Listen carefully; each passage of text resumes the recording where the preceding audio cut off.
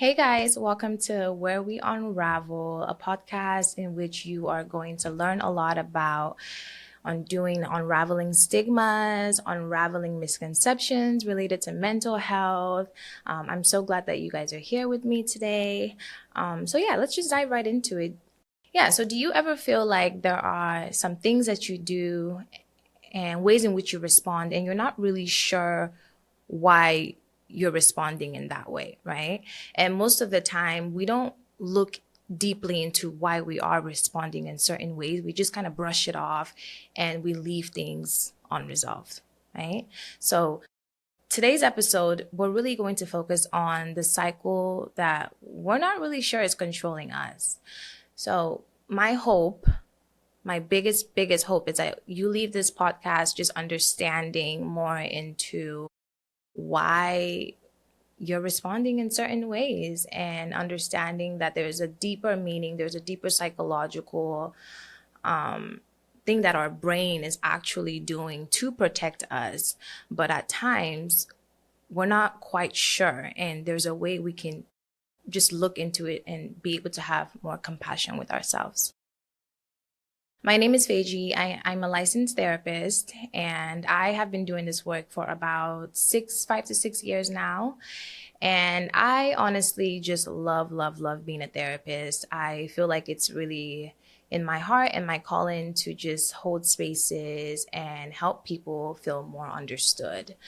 And yeah, this podcast in many ways has been placed on my heart for years in different formats. I just always knew that I would go out and bring mental health awareness somehow, understanding that therapy is expensive, like we understand that, but giving back to especially us as Black people, be able to just give some knowledge there, right?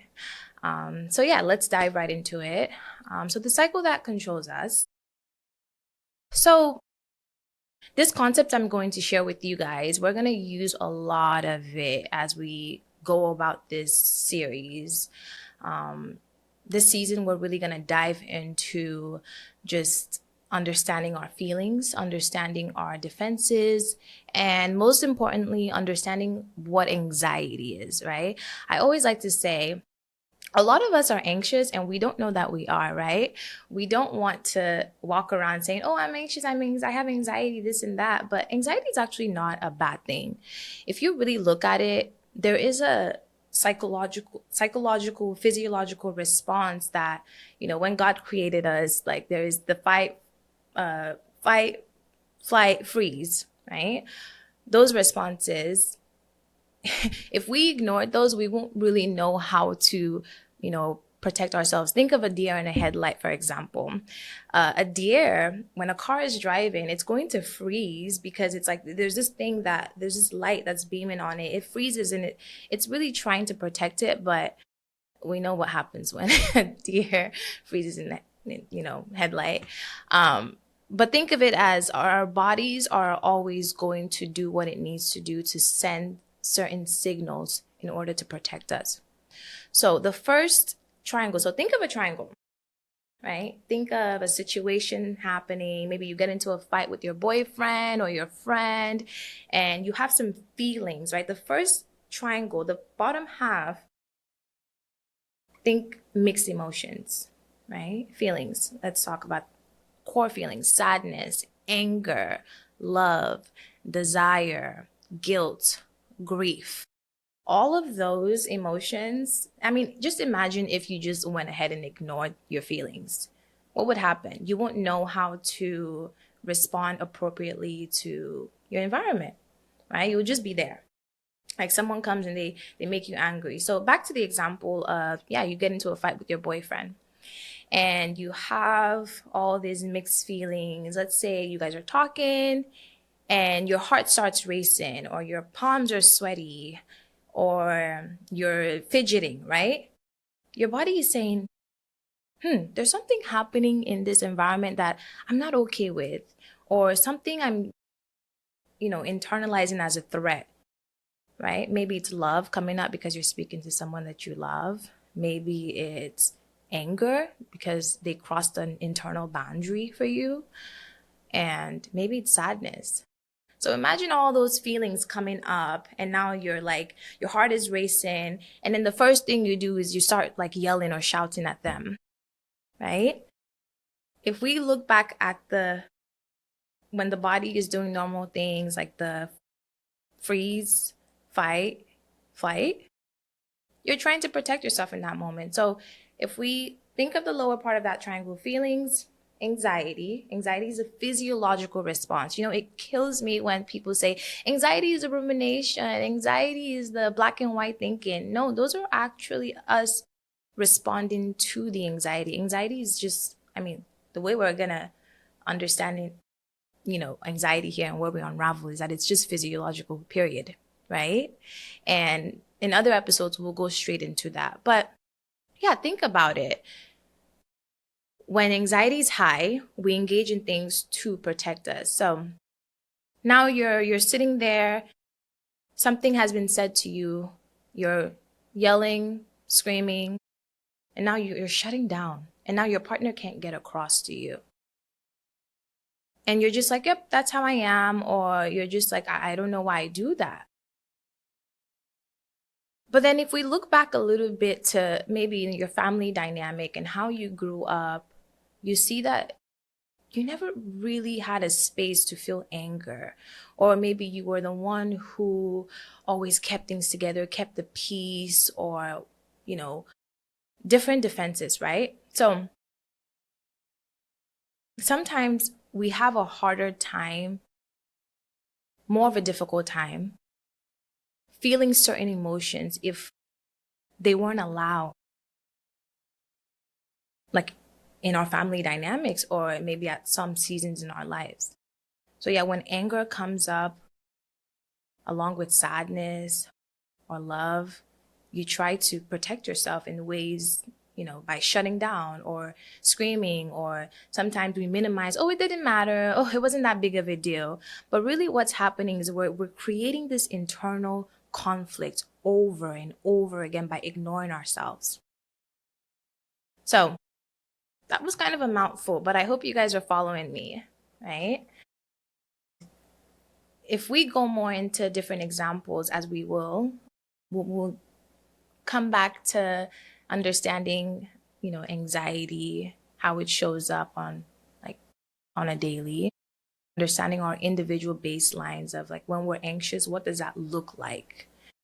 And what are mixed feelings and what are defenses? So we'll hold a lot of space on that in other episodes. So let's talk about the big one, right? We're talking about mental health here. We know how people start feeling when you hear, oh, I'm in therapy, or oh my goodness. Every time I tell people I'm in therapy as a therapist, it's the funniest reaction. Actually, let's actually keep it real. I started getting irritated after like a while. When people will be like, you're a therapist. Like, why are you in therapy? And I'm just like, oh my Jesus, like, oh my God, I don't have it together. I actually need someone to counsel me, like to help me as much as I can show up for other people. I need someone to pour into me as well. And no, therapists don't go talking about their clients in their own therapy session. It's all about me, okay? So there's something that we need to normalize when we hear people say, oh, I'm not doing okay, right? Because it's actually okay to not be okay, right? It's okay to say, wow, I'm at a point in my life right now where I need more support. And at times it's really hard to be vulnerable with maybe your girlfriends, maybe with your guy friends on like what really is happening. And these are moments where we need to become more compassionate to ourselves, to the people around us, and just holding space. No, you're not crazy by wanting to go to therapy. I think our generation is moving away from this huge stigma. There's some people who are still stuck in there, but yeah, you don't have to be broken, right? You're not broken when you're in therapy. You're actually, yeah, you need assistance in that season, and that's okay. So, yeah, I hear a lot of people saying, I had a really bad case with the therapist, or I had one session and I was like, heck no, I am not going back. I completely get it, because sometimes my jaw is actually dropping when I hear these stories. But I really would advise you to not get discouraged, just because it's like dating. You go, you don't like something, you move forward, right? You go, you don't like it, you move forward. It's the same, right? You just have to be patient with the process until you find the right match. And sometimes, yes, it is frustrating. But yeah, we shouldn't wait for our anxiety or the things in which we're experiencing in our lives to just kind of get out of control to seek for help. So when we think about the cycle that we get stuck in, right? The cycle that controls us. And this isn't the first time you guys are gonna hear about this triangle. I actually feel like maybe at some point in the series to bring a visual, because I'm a visual learner, so I'm sure I have all my visual learners out there, just so we can see that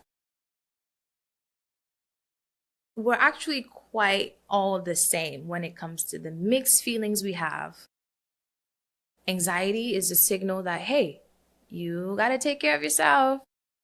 And our defenses, right? There's going to be a lot of time just focusing on defenses. We have self-attack, caretaking, we have minimizing, we even have exercise. I know you guys are probably like, exercise is my therapy, right? Exercise is great.